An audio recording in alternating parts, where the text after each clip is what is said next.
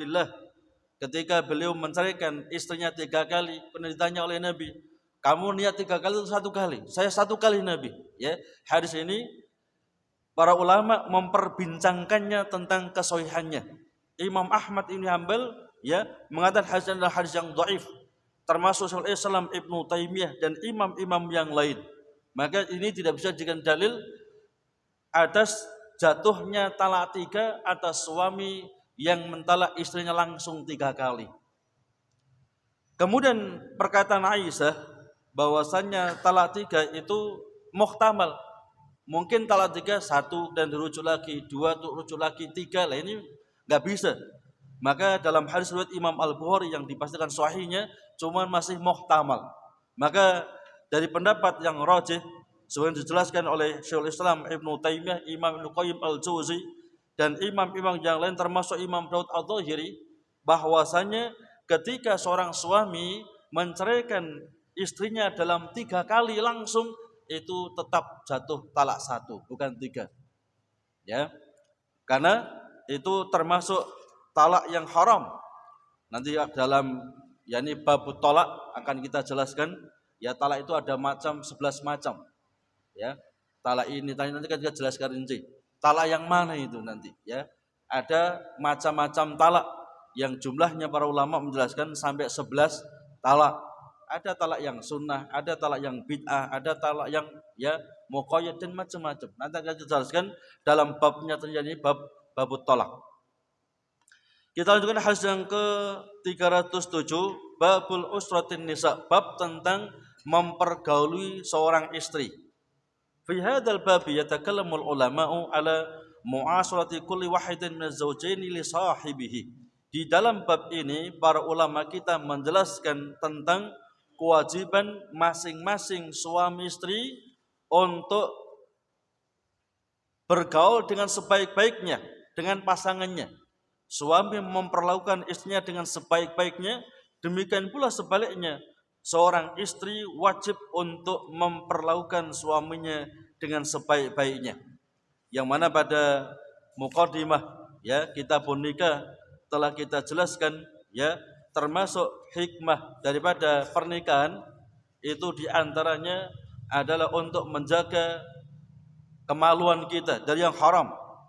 Di antara yang lain, dengan nikah untuk memperbanyak keturunan, banyaknya hamba-hamba Allah Subhanahu wa taala. Termasuk yang lain menjaga nasab.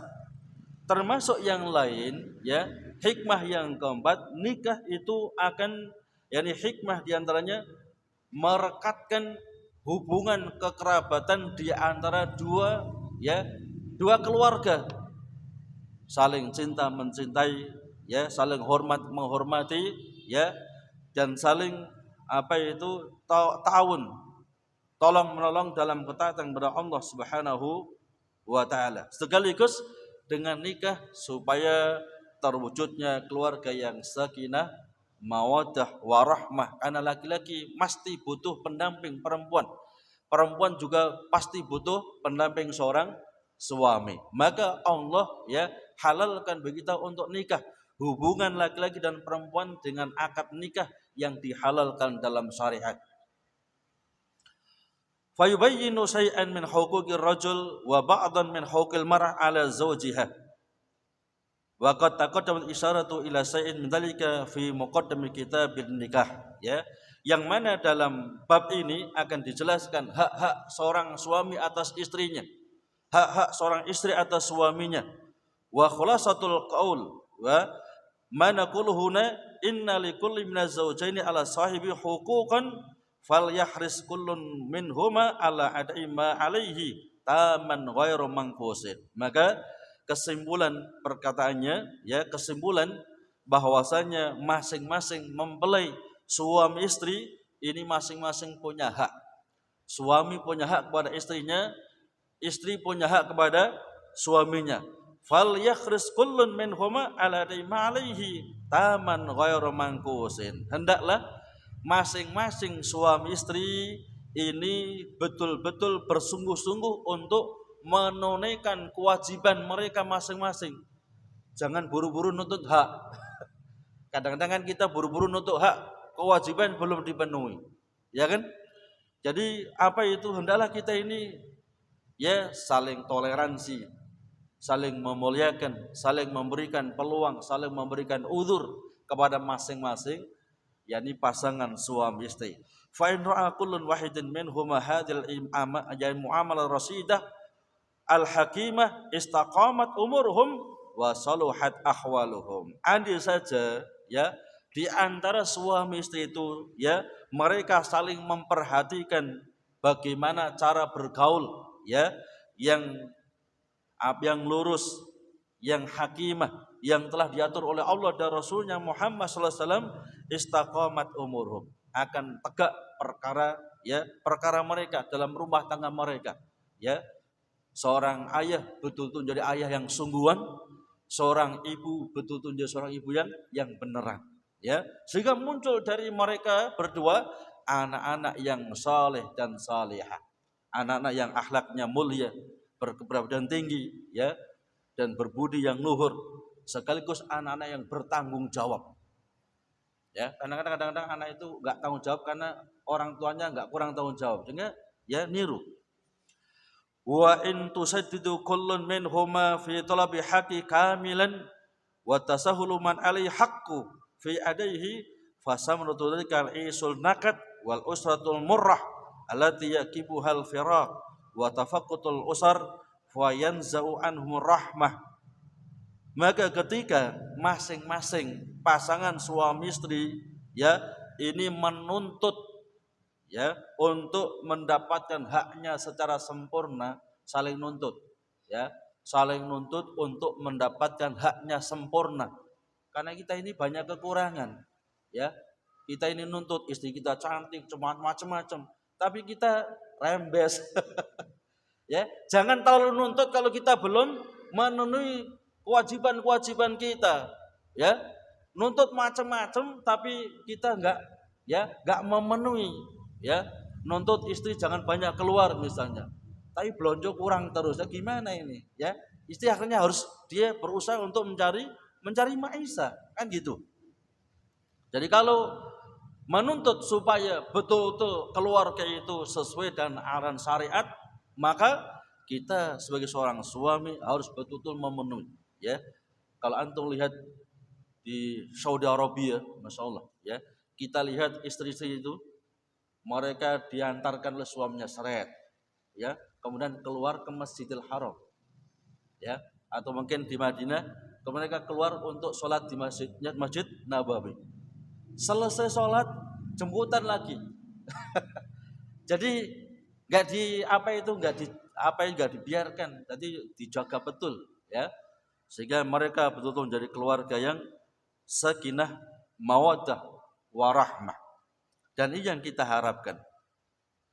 Maka ketika masing-masing pasangan suami istri saling menuntut haknya supaya diberikan dengan sempurna, maka fasamratu dzalikal isun nakat wal usratul murrah, maka buahnya akan terjadi kehidupan yang susah ya, keluarga yang pahit, pulang cemberut terus merengut terus, nggak pernah seneng ya. Jadi apa itu, makanya kadang-kadang hal yang sepele itu kadang-kadang jadi gawe, kata orang Jawa ya.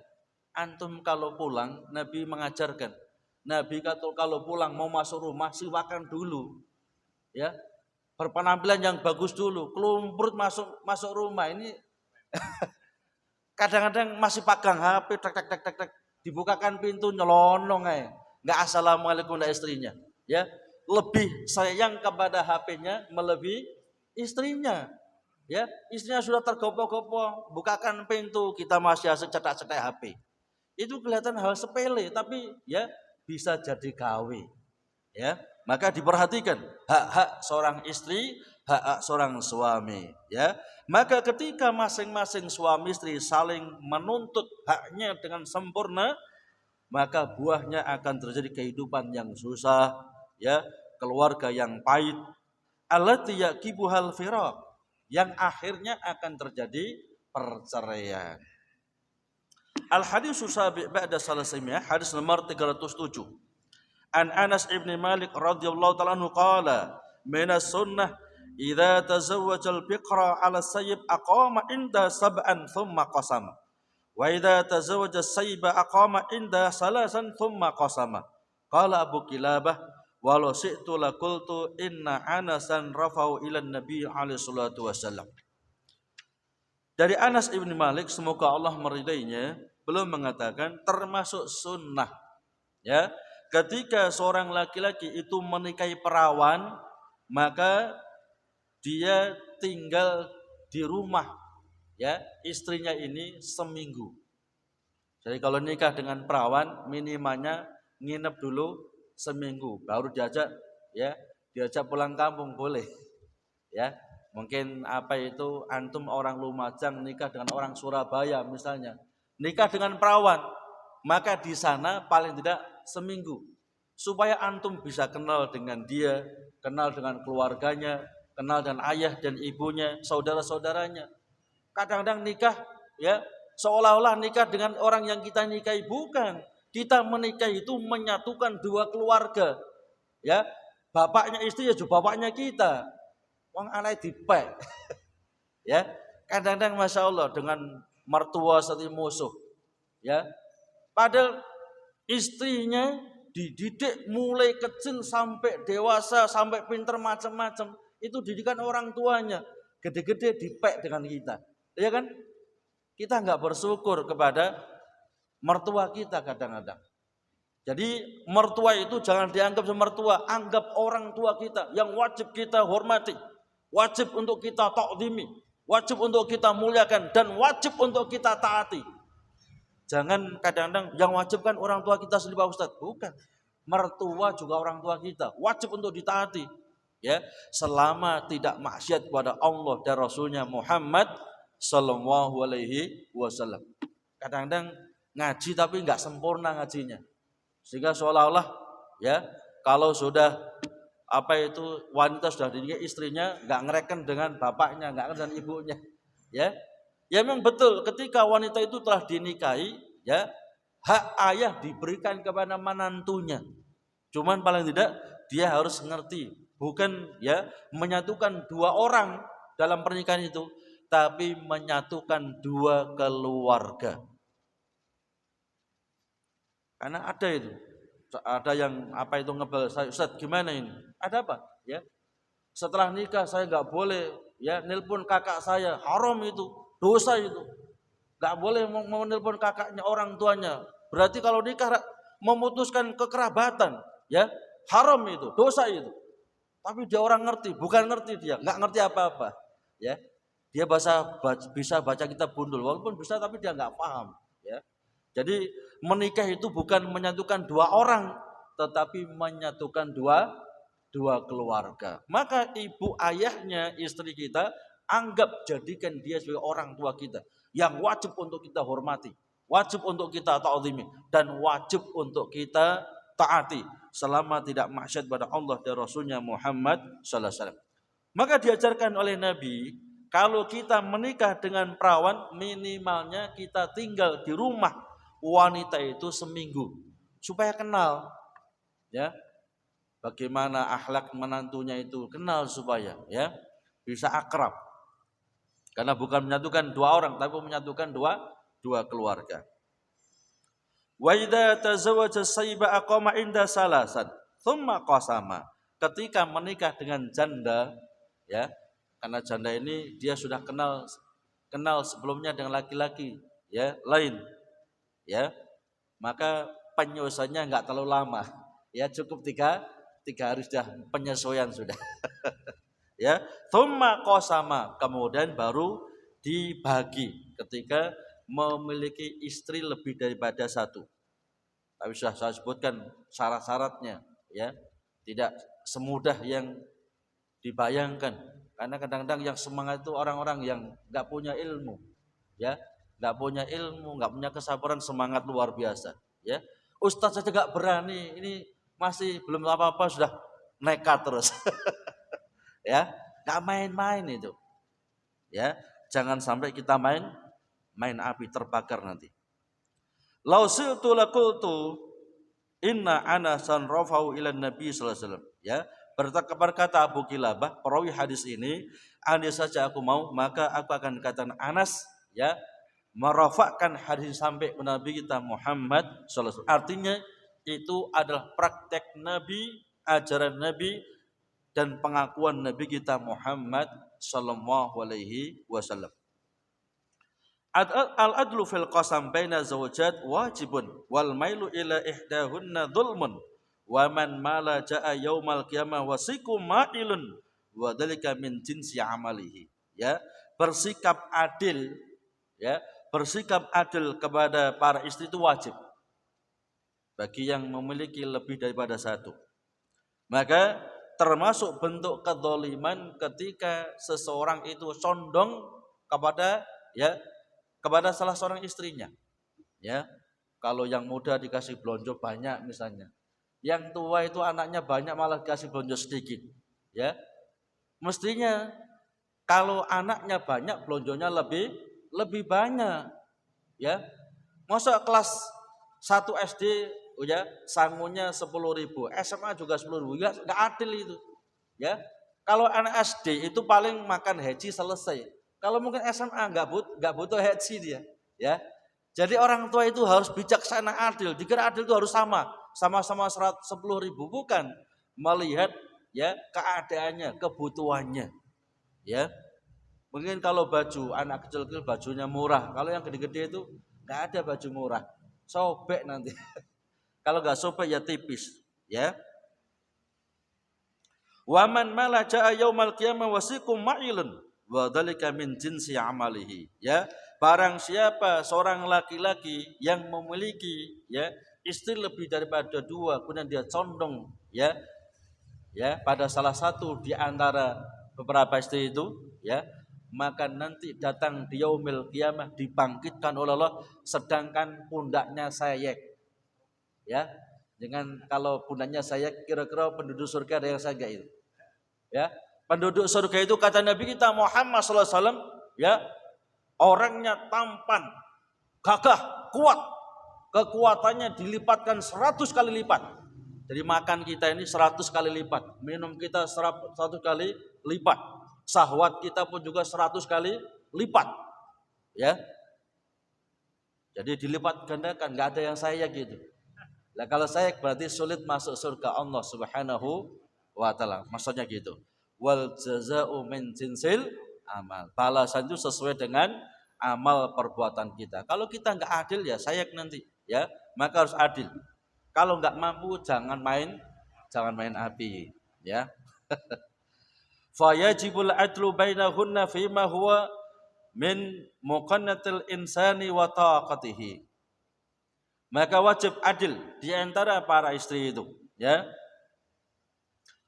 Wa ma la yaqdiru alaihi mimma huwa fi ghairi istitaihi, ya. Adapun sesuatu yang dia enggak mampu, ya, enggak ada kemampuan di dalamnya, maka la yukallifu nafsan illa wus'aha, ya. Kalau masalah cinta itu enggak mungkin bisa adil itu, ya. Kalau masalah cinta itu enggak mungkin bisa adil, ya. Maka la yukallifu nafsan illa wus'aha. Karena kadang-kadang istri itu ada yang pendiam, meneng wae. Ada yang cerewet.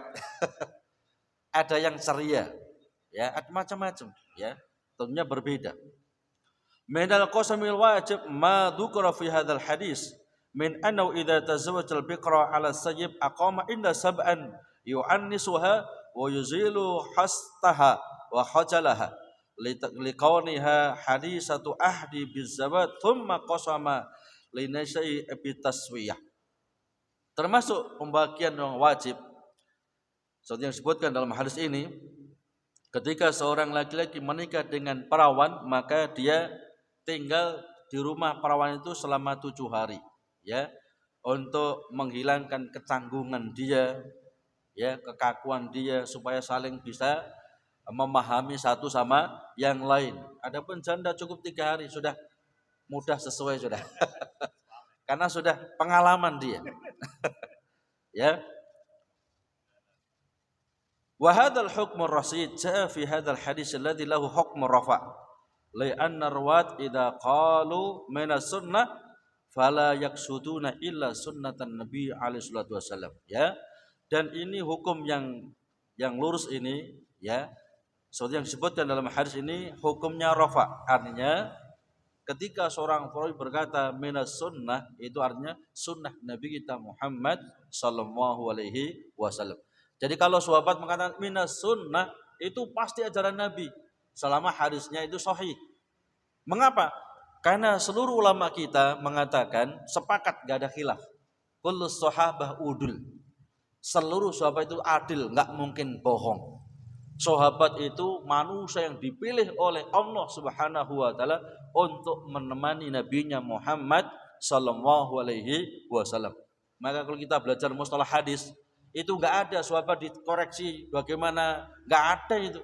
Yang dikoreksi itu bagaimana orang-orang setelah sahabat, bagaimana tabi'in ini, tabi'in ini, terus ke bawah.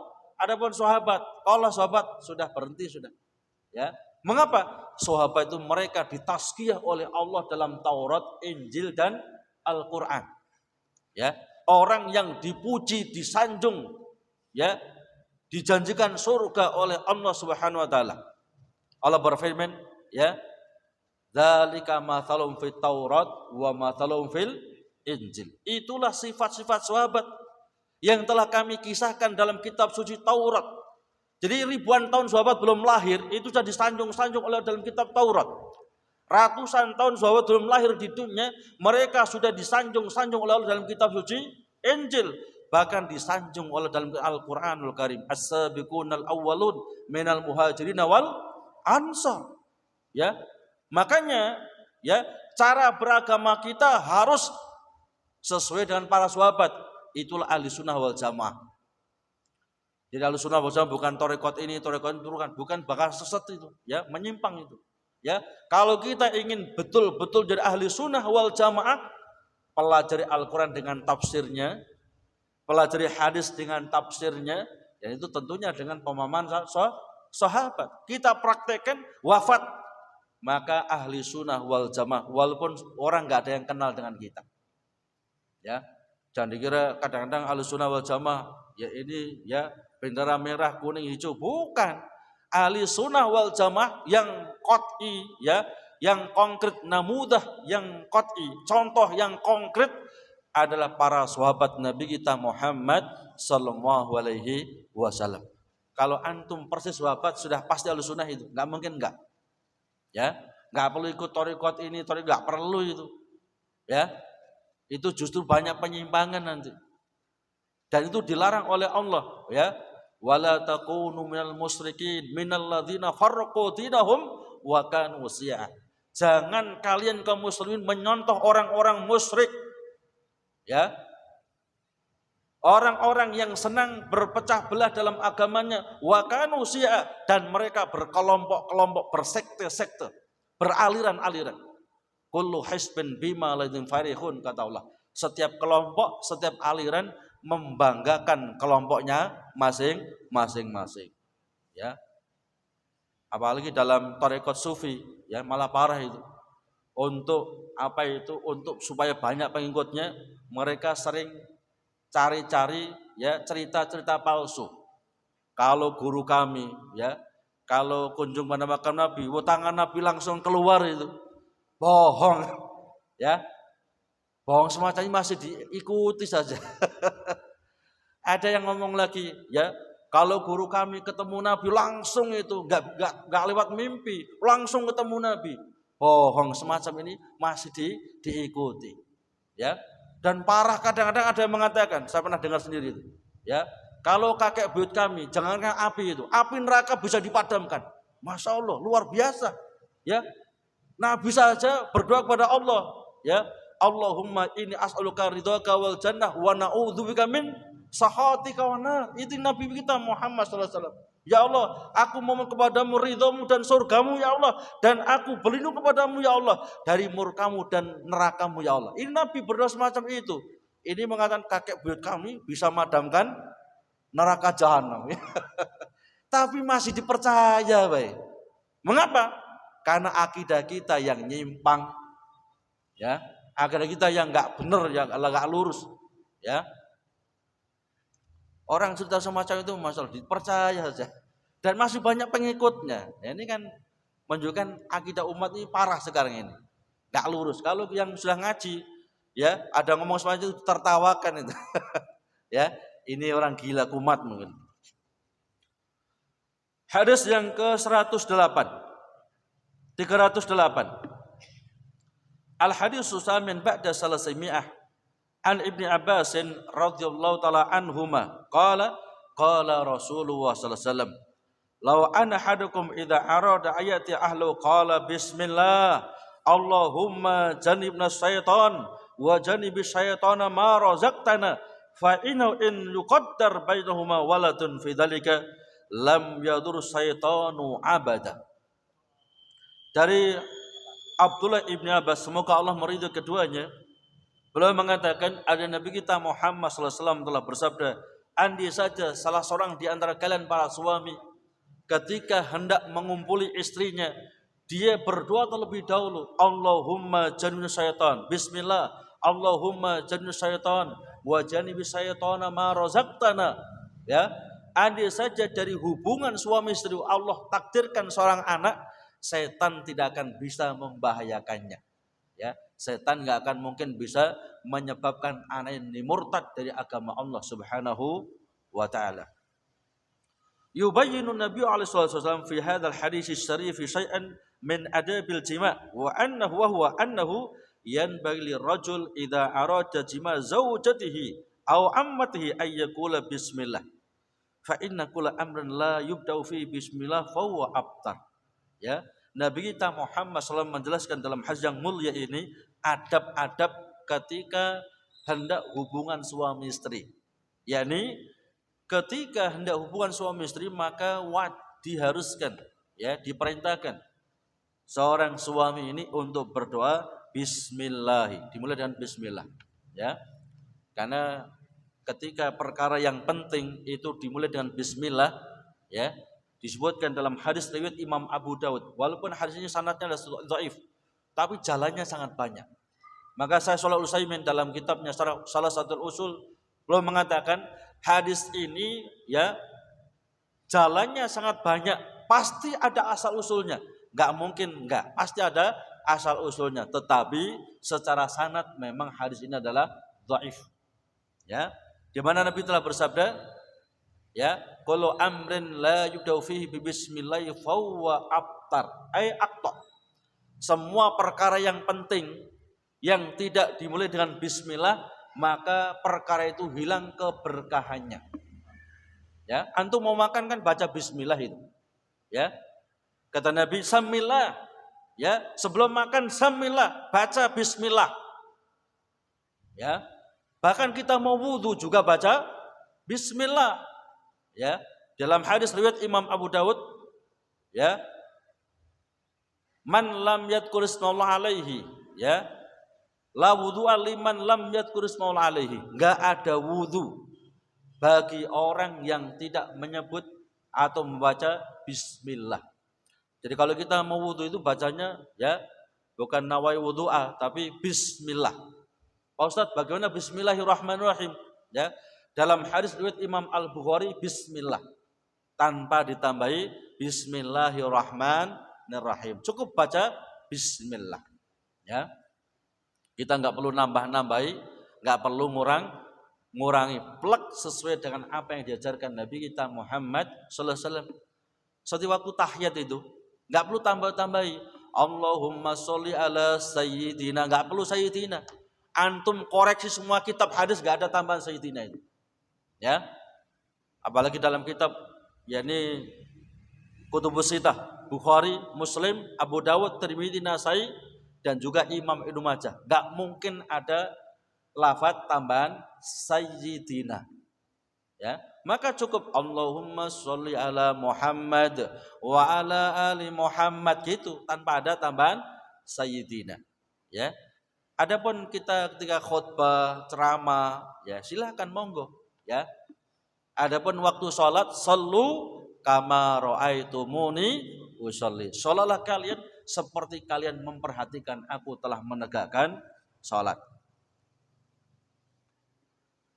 Maka ketika seseorang suami ketika dia mau berdoa dengan doa ini, andai saja dari hubungan suami istri itu Allah takdirkan seorang jabang bayi anak, maka setan tidak akan punya kesempatan untuk selama-lamanya menyebabkan anak ini murtad, tidak mungkin.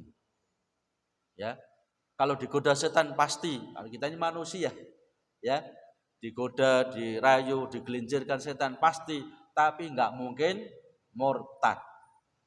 Berapa banyak mulai kecil ya Islam, dewasa Islam, nikah malah murtad. Atau mungkin ya mau mati malah murtad. Kan jangan naudzubillah dzalik. Ya, padahal nikmat iman nikmat yang luar biasa. Waktu tinggal 10 menit. Mungkin ada yang kan saya persilahkan.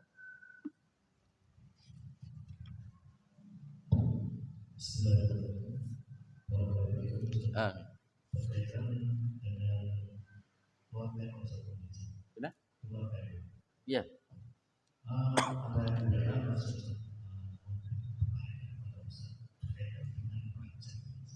Iya.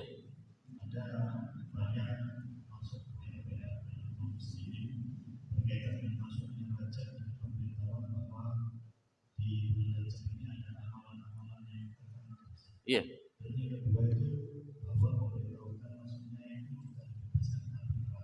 Iya. Iya. Iya. Iya. Iya.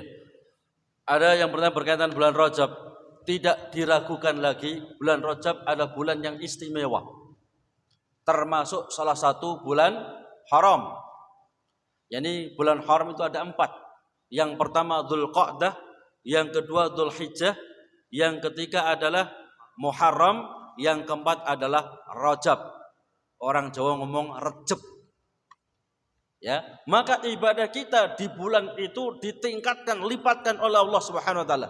Tapi dosa kita juga dilipat gandakan waktu bulan-bulan haram. Makanya dalam bulan haram dilarang kita perang. Kalau perang langsung harus dihentikan, ya. Kecuali hanya untuk membela diri. Ya, dalam bulan haram kita diharamkan untuk berperang. Ya, kemudian tetapi dalam masalah ibadah, ya, kita enggak boleh dengan hanya angan-angan. Kita enggak boleh hanya semangat. Dalam ibadah harus ada contoh, ya, contoh perintah dalam syariat. Ya, ada yang mengatakan kalau dalam bulan Rajab disunahkan puasa tanggal 1 sampai tanggal 27, 28 Lebaran, atau tanggal 1 sampai 20, tanggal 21 meleh kambing. Ini seluruh hadisnya palsu, bohong atas nama Nabi kita Muhammad sallallahu alaihi wasallam. Apalagi mengatakan sehari puasa Rajab ini pahalanya ya dijauhkan dari neraka selama ribuan tahun, ya. Ini malah lebih bohong lagi itu. Ya. Kita enggak ragu, bulan Rajab itu bulan yang istimewa, tapi dalam ibadah kita enggak boleh ngawur. Harus ada tuntunannya dari Nabi kita Muhammad sallallahu alaihi wasallam. Kalau antum puasa Senin, Kamis, Ayyamul Bid, Nabi Daud, silahkan. Ya, infak sedekah, silahkan. Pahala pada bulan-bulan haram ini dilipat gandakan oleh Allah Subhanahu wa taala. Tapi maksiat di bulan-bulan haram juga dilipat gandakan oleh Allah Subhanahu wa taala. Ya, jadi puasa tanggal 1 27 atau 1 sampai 20 ini ya hadisnya adalah hadis yang mungkar, bohong atas nama Nabi kita Muhammad sallallahu alaihi wasallam. Ya. Memang ada ya dalam kitab Ihya Ulumuddin, ya, antum kalau bukan ahli hadis jangan belajar kitab ini. Ya, harus belajar betul. Mengapa? Lebih dari 50% hadisnya maudhu, palsu. Memang betul ada Bukharinya, ada Muslimnya, ada Abu Dawudnya, ya, dan lain-lain. Tapi nanti banyak hadis-hadis yang maudhu, palsu, mungkar, la selalu juga masuk di situ. Karena memang Imam Ghazali ini bukan orang yang ahli dalam hadis, ya. Beliau ini ya sebetulnya bukan ahli dalam hadis. Makanya ketika wafat beliau memeluk Sahih Al-Bukhari, ya. Ini para ulama kita mengatakan itu penyesalan dari imam, yakni Imam Al-Ghazali, karena mestinya dia harus banyak merujuk kepada Sahih Al-Bukhari, bukan membuat kitab yang tidak merujuk kepada Sahih Al-Bukhari. Allah taala alam. Kemudian berkaitan dengan salat raghaib, ya. Salat raghaib yang dipraktikkan oleh sebagian kaum muslimin, ya, dipraktikkan pada hari Jumat pertama bulan Rajab dengan jumlah 12 rakaat setelah maghrib, ya, antara maghrib dan isya 12 rakaat. Dijelaskan oleh Imam As-Sun'ani dalam kitabnya Subulus Salam, kata Imam Sun'ani, seluruh ulama hufat ahli hadis sepakat bahwasanya hadis berkaitan dengan salat raghaib adalah hadis yang maudhu, palsu, bohong atas nama Nabi kita Muhammad sallallahu alaihi wasallam. Kemudian dijelaskan oleh Imam Nawawi dalam kitabnya Al-Majmu' Syarhul Muhadzab, ya. Kitabnya itu sangat tebal, ada 1 meter lebih. Saya juga heran tuh, ya. Imam Nawawi umurnya hanya sekitar 46 tahun, tapi karyanya banyak, luar biasa. Bahkan beliau wafat belum sempat nikah, masih bujangan Imam Nawawi itu, ya, masih bujangan. Kitab yang paling tebal yang dimiliki oleh Imam An-Nawawi adalah Al-Majmu' Syarhul Muhadzab, ya. Satu kitabnya sekian dikalikan 26, ya. Sekian ini kalikan 26, ya. Dulu anak mau beli itu sekitar 8 juta, nggak punya uang. Ya. Kalau sekarang berapa saya nggak tahu. Ya karena ya bukan hanya 1 meter, ya lebih dari 1 meter, ya. Kitabnya itu loh. Terus kita membaca juga awang-awangan, ya. 1 meter lebih mau dibaca. Ya. Imam Nawawi dalam kitabnya Al-Majmu' Syarhul Muhadzab belum mengatakan bahwasanya salat raghaib adalah suatu perbuatan bid'ah yang mungkar. Ya, suatu perbuatan bid'ah yang sangat-sangat mungkar. Ini ulama besar dalam mazhab Imam Asy-Syafi'i. Ya.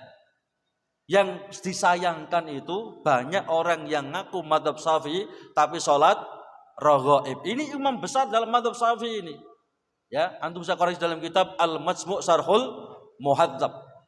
Ya. Demikian. Jadi salat raghaib itu adalah bid'ah yang mungkarat kata Imam An-Nawawi. Ya.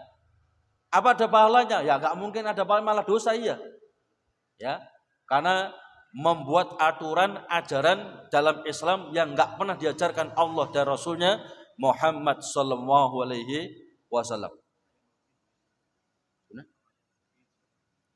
Adapun untuk puasa Ayyamul Bid, Senin Kamis, monggo silakan, ya. Baca Al-Qur'an, gemar infak dan sedekah, ya. Apalagi masih dalam bulan Rajab. Ini kesempatan, ya. Tapi kalau ibadah-ibadah yang enggak ada contohnya tadi, enggak perlu dipraktekkan. Ya, sedikit dalam sunnah itu jauh lebih baik dibandingkan banyak tapi dalam perbuatan bid'ah. Karena bid'ah enggak mungkin ada pahalanya, dosanya pasti. Ya, apa dalilnya? Allah Subhanahu wa taala telah berfirman, ya, dalam surat Al-Hujurat ayat yang pertama itu. Ya ayyuhalladzina amanu la tuqaddimu baina yadayillahi wa rasulih. Wattaqullaha. Ya, wahai orang yang beriman, jangan kalian lancang kepada Allah dan Rasulnya, maka bertakwalah kalian kepada Allah. Termasuk bentuk kelancangan membuat ajaran, tuntunan, syariat di luar syariat Allah dan Rasulnya Muhammad sallallahu alaihi wasallam. Menantang Allah itu dan menantang Rasulnya Muhammad sallallahu alaihi wasallam. Bisa jadi nanti termasuk orang yang akan diusir oleh Nabi ketika hendak minum di telaga Nabi kita Muhammad sallallahu alaihi wasallam. Ya, disebutkan dalam hadis yang sahih nanti di yaumil qiyamah, ya, Nabi itu mengarahkan umatnya untuk menuju ke telaga Nabi, meminum telaga Nabi, ya. Kemudian ada di antara umat Nabi mau minum mendekat telaga, diusir oleh malaikat. Kata Nabi, ummati itu umatku yang malaikat. Itu umatku yang malaikat. Ada tanda-tanda, ya.